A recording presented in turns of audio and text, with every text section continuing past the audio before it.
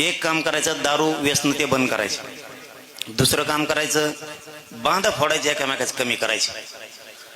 कामान धामाचं बांध टोकरीत बसतात, दिवसभर शहरात हिंडत काय टोकरीतवर बांध.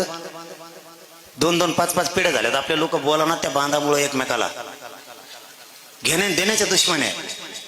2 फुटाचा बांध त्याच्यासाठी 5-5 पिढ्याच्या दुश्मन आहेत.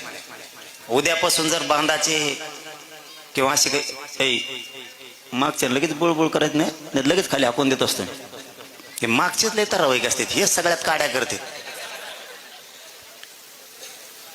आपण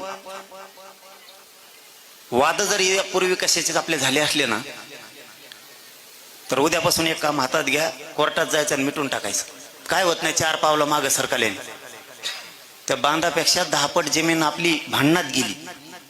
एखाद्याला वाट नसली तर वाट द्यायची ना. का रोग आला का, तो वावरातून गेल्यामुळे का तो वावर घेऊन चालला का, ते लगेच वावरातून जाऊ नको, मध्येच गोटे घेऊन उभा राहतो. हे बंद करा. जवळपास 40,000 पेक्षा जास्त राज्यातले भांडणं मिटलेत आपण, 40,000 जास्त आतापर्यंत. याच्यामुळं ना आपला प्रगती, आपली विकास कुठतोय. आपल्याला आपले लेकर बाळा मोठे करायचे. आपला विषय गेलं रे, कसं तरी रडत पडत आपला विषय आपण नेलं.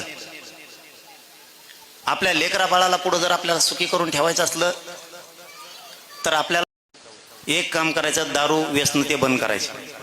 दुसरं काम करायचं, बांध फोडायचे एकामेकाच कमी करायचे. कामान धामाचं बांध टोकरीत बसतात, दिवसभर शहरात हिंडत काय टोकरीतवर बांध.